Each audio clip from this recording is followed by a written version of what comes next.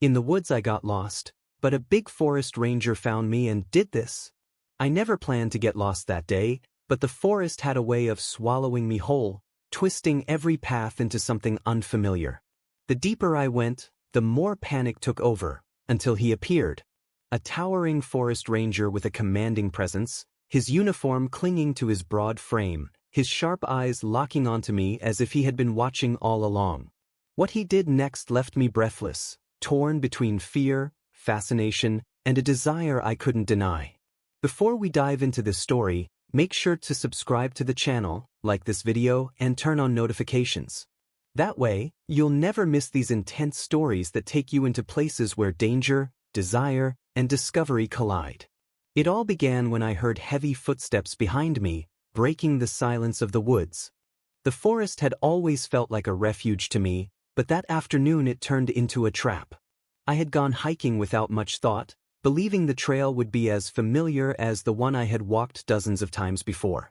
The sun was high when I started, but now, as I stumbled deeper into the thickets, the shadows had already begun to stretch long and menacing.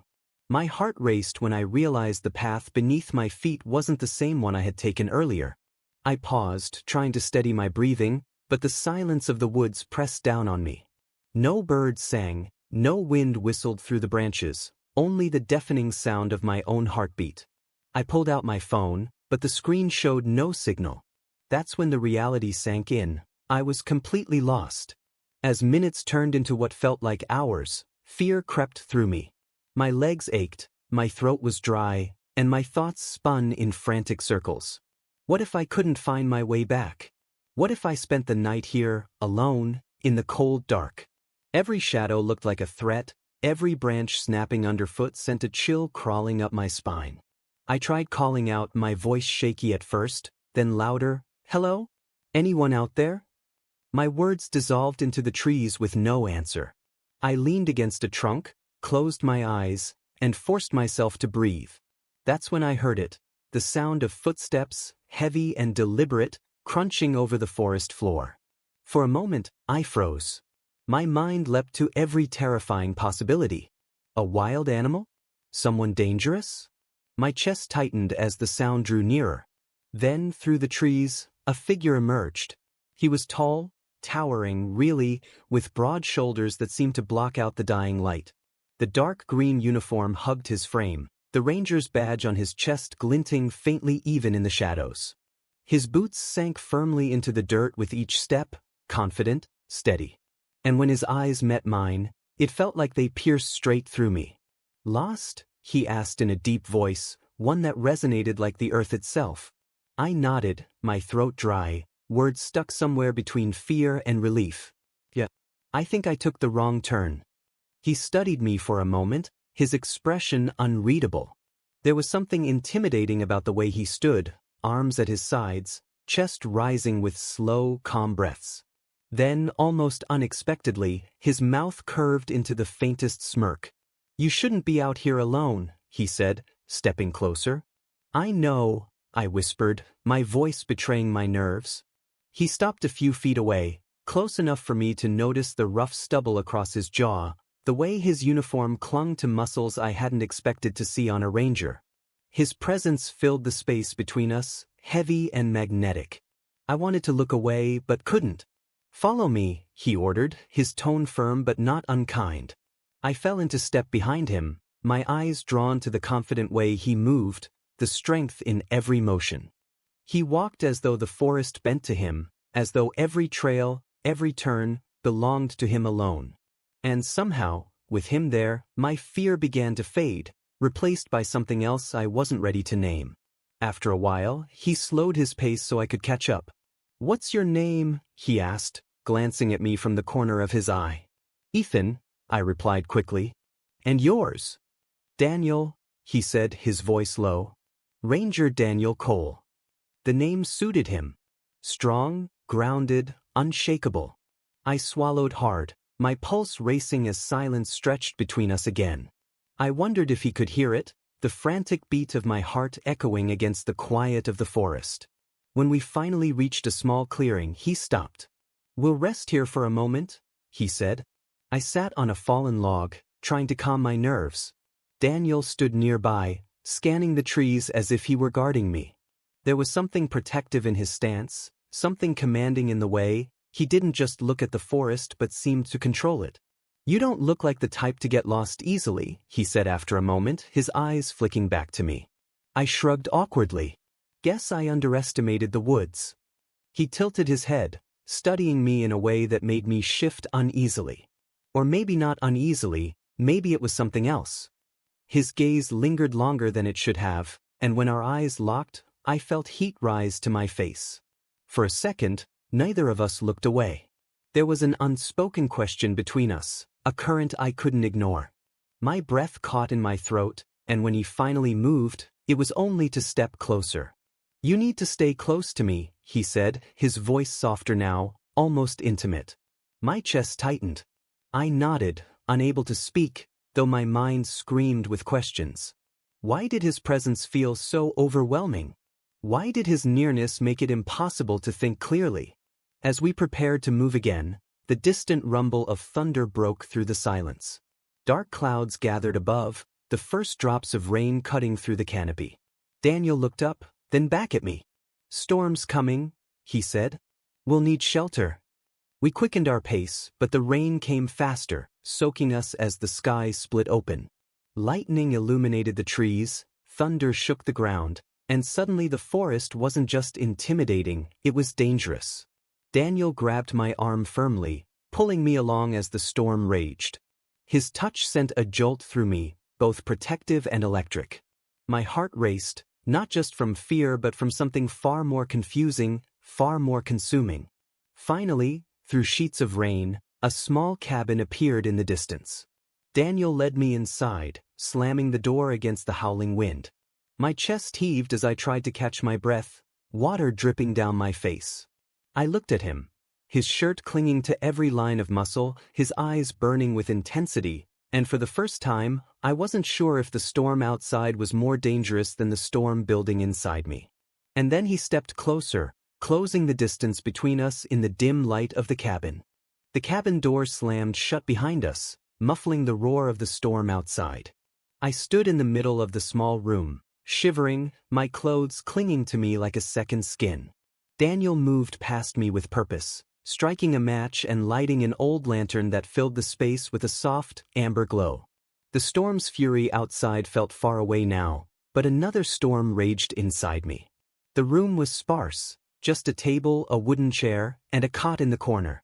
Daniel shrugged off his soaked jacket, the muscles in his arms flexing as he tossed it onto the chair. My eyes lingered too long, and when he turned to look at me, I quickly shifted my gaze to the floor. "You'll catch a cold if you stay in those wet clothes," he said. His voice was low, but firm, carrying both concern and command. I swallowed hard. "I'll be fine." His brow furrowed as he stepped closer. "No, you won't. Trust me. Take that shirt off. At least let it dry near the lantern." The way he said it wasn't a request, it was an order. My pulse quickened, but I obeyed, peeling the wet fabric from my skin. The cold air hit my chest, making me shiver even more. Daniel picked up the shirt and draped it over the back of the chair near the light. When he turned back, his eyes flicked over me for a fraction of a second too long, before he busied himself with his own shirt, tugging it off in one smooth motion. I froze. His body was cut like stone, muscles taut and defined, his skin glistening with raindrops. He caught me staring, and instead of looking away, he held my gaze. "You're shaking," he said finally, his tone softer now. "I'm fine," I repeated, though my voice cracked, betraying me. Daniel stepped closer, his presence overwhelming, filling the small space of the cabin. "No, you're not. Sit." I lowered myself onto the edge of the cot. He crouched in front of me, his eyes steady, his hands braced on his knees. The closeness made my heart pound. For a moment, he didn't speak. He just looked at me, as if searching for something hidden beneath my silence. "Why were you out there alone?" he asked. I hesitated. "I needed to clear my head." His brow arched. "And what were you running from?" The question cut deeper than I expected. My eyes flickered away. "Maybe myself," I admitted quietly. He didn't react at first, just studied me with that same piercing gaze. Then, almost imperceptibly, his expression softened. "The woods don't forgive distractions, Ethan," he said. "They'll swallow you whole if you're not careful." "I know," I whispered. But what I didn't say was that I felt like I was already being swallowed, not by the forest, but by him. The storm outside grew louder, thunder rattling the walls. Daniel stood and moved toward the lantern, adjusting it to cast more light. His back was to me, broad and commanding, and I realized how safe I felt with him there, even though I barely knew him. "Get some rest," he said, his voice steady. "The storm will pass by morning." I lay back on the cot, though my eyes never left him. He leaned against the table, arms crossed, watching the rain slam against the window. Minutes stretched into what felt like hours. The silence was thick, heavy with something unspoken. Finally, he spoke without looking at me. "You're staring." Heat rushed to my cheeks. "I'm not." "Yes, you are," he said, turning his head slightly, his mouth curving into the faintest smile. "Why?" I swallowed, my heart racing. "Because you don't look like someone who belongs out here." That made him chuckle, a deep sound that sent shivers through me. "And what do I look like to you?"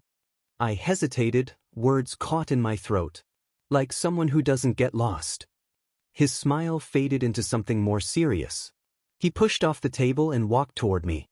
My breath caught as he sat down on the edge of the cot, his weight dipping the mattress. He was close now, so close I could feel the heat radiating off him. "You're right," he said quietly. "I don't." For a moment, the only sound was the storm outside and the pounding of my heart. His eyes locked on mine, and the intensity in them made me forget how to breathe. Then, without warning, lightning flashed through the window, followed by a deafening crack of thunder. I flinched. Daniel's hand moved instinctively, resting on my shoulder. The touch was firm, grounding, protective, and electric all at once. "You're safe here," he said, his voice low, reassuring. I looked at his hand, then back up at him. Something shifted inside me, something I had been holding back, something I couldn't hide anymore. "Daniel," I whispered, though I didn't know what I wanted to say. He leaned in slightly, his breath warm against my skin. For a split second, I thought he might close the gap, that his lips might find mine. But then he pulled back, his jaw tight, his eyes burning with something restrained. "You don't know what you're asking for," he said. My chest ached with the weight of his words. "Maybe I do." He stared at me, torn, conflicted.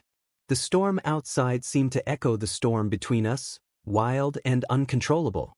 Then, abruptly, he stood and moved to the other side of the room, running a hand through his damp hair.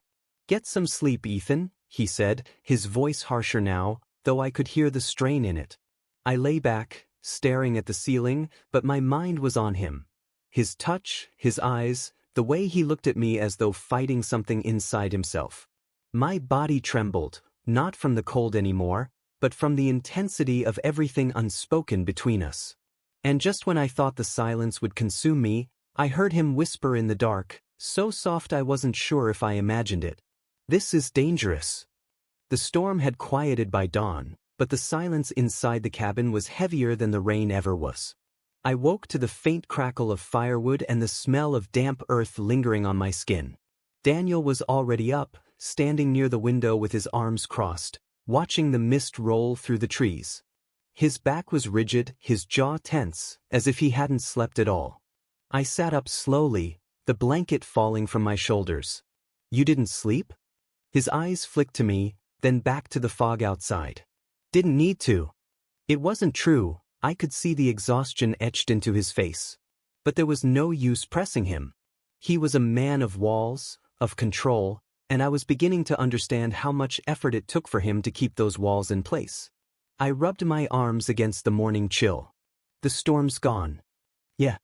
His voice was low, clipped. "But the woods aren't forgiving after a night like that. Everything's slippery. Dangerous.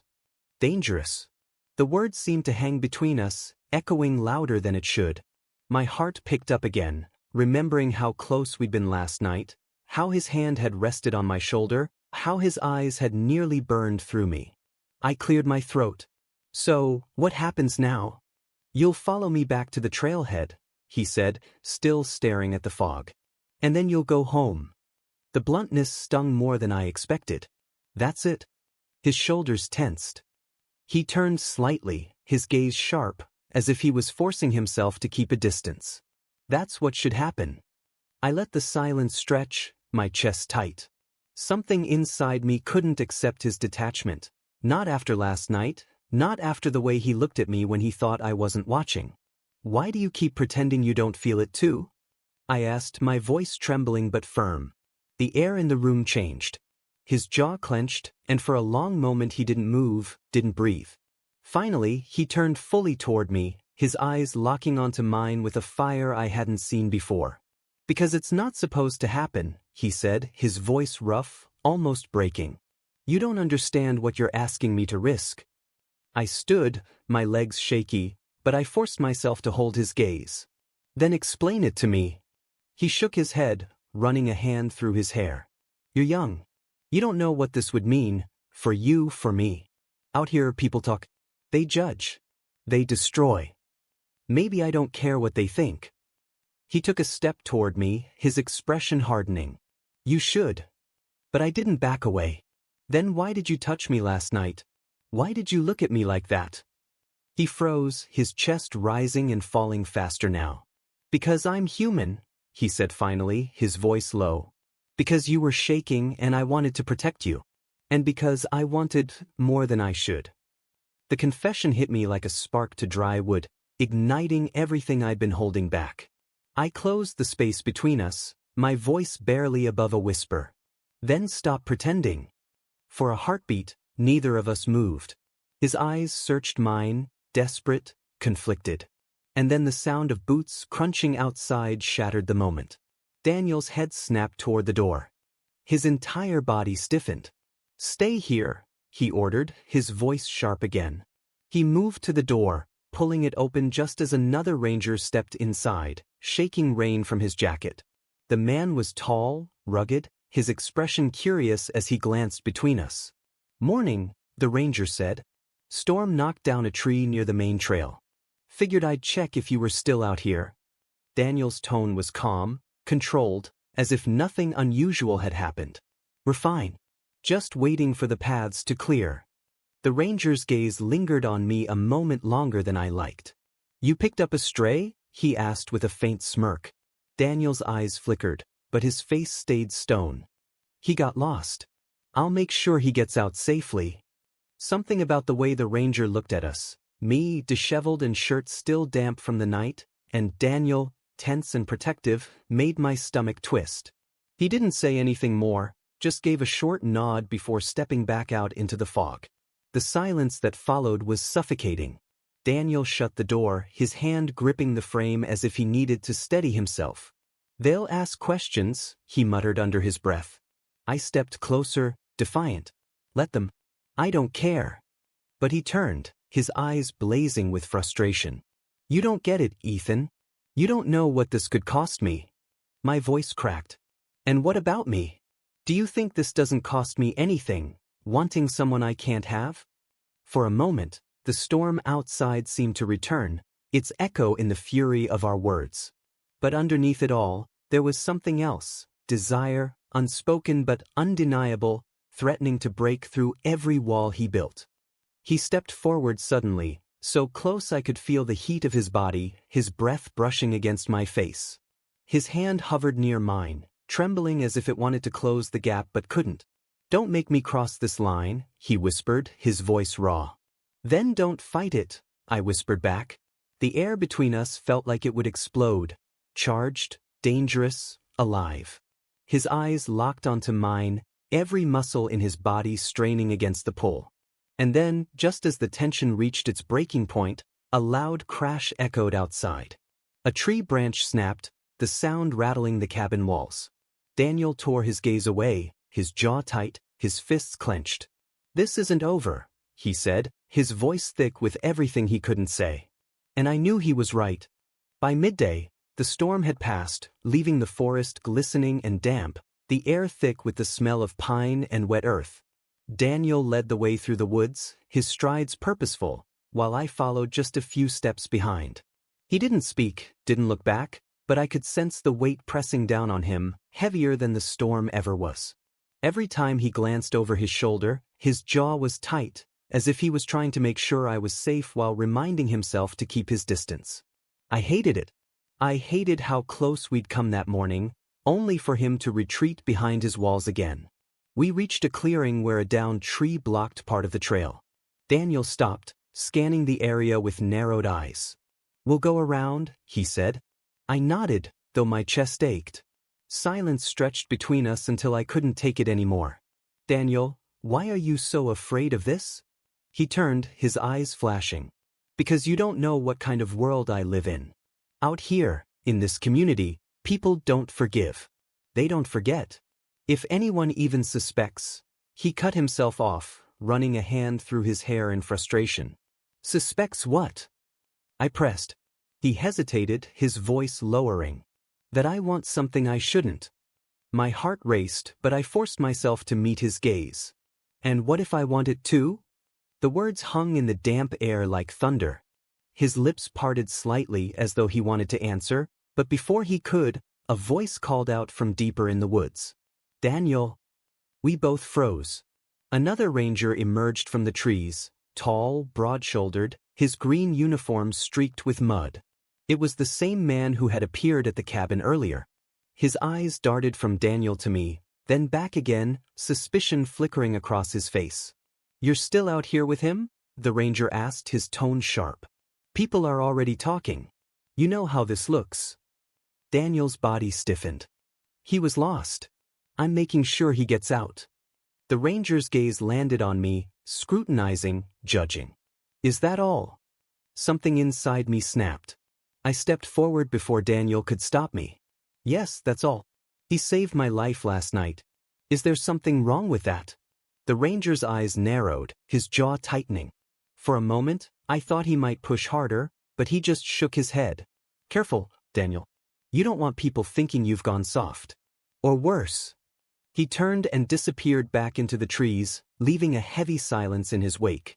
I looked at Daniel, anger rising in my chest. "Why do you let him talk to you like that?" "Because he's right," Daniel said bitterly. "One rumor is all it takes. One slip, and everything I've built, my reputation, my career, it's gone." "And what about what we feel?" I asked, my voice breaking. His eyes softened for just a moment, but he turned away quickly, hiding it. "Feelings don't matter if they destroy everything else." The words hit me like a punch to the gut. I stood there, staring at him, my throat tight, my chest burning. "Then maybe I don't belong in your world," I whispered. He flinched, as if my words had cut deeper than I intended. For the first time, I saw the cracks in his armor, the pain in his eyes, the longing he refused to admit. But before either of us could say more, the sound of breaking branches erupted nearby. A deer bolted across the path, startled by something behind it. Daniel's instincts took over. He grabbed my arm, pulling me close, his chest pressed against my back as his eyes scanned the treeline. "Stay close," he ordered, his voice low. I felt his heartbeat hammering against me, his breath warm against my ear. In that moment, the fear of being caught, the fear of what people would think, it all melted away. All that mattered was the way his hands gripped me, the way he held me as if he couldn't let go. When the woods finally fell silent again, he didn't move. Neither did I. The world seemed to pause around us, the air heavy with everything unspoken. Slowly, I turned in his arms, facing him. His eyes locked onto mine, full of conflict and fire. For a heartbeat, I thought he would finally give in. But then he pulled back, his face twisting with restraint. "This can't happen," he said, though his voice cracked under the weight of the lie. I shook my head, tears stinging my eyes. "It already is." The silence that followed was unbearable. He turned away, fists clenched, fighting a battle I couldn't see. And I stood there, trembling, wondering how much longer I could stand being close to him without breaking completely. The trail stretched ahead of us, but I knew the path forward wasn't just about getting out of the forest. It was about what we would choose when the next storm, inside or out, finally broke. We reached the edge of the forest as the sun broke through the mist, staining the world gold. My legs were heavy, but it wasn't from the hike. It was from the weight of everything left unsaid. Daniel kept his eyes on the dirt path, his shoulders tense, his silence deafening. I couldn't let it end like this.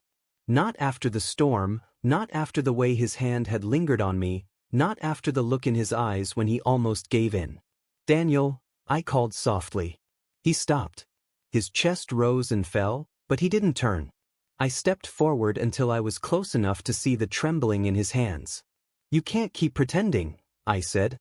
"Not after everything. You feel this. I know you do." His jaw tightened.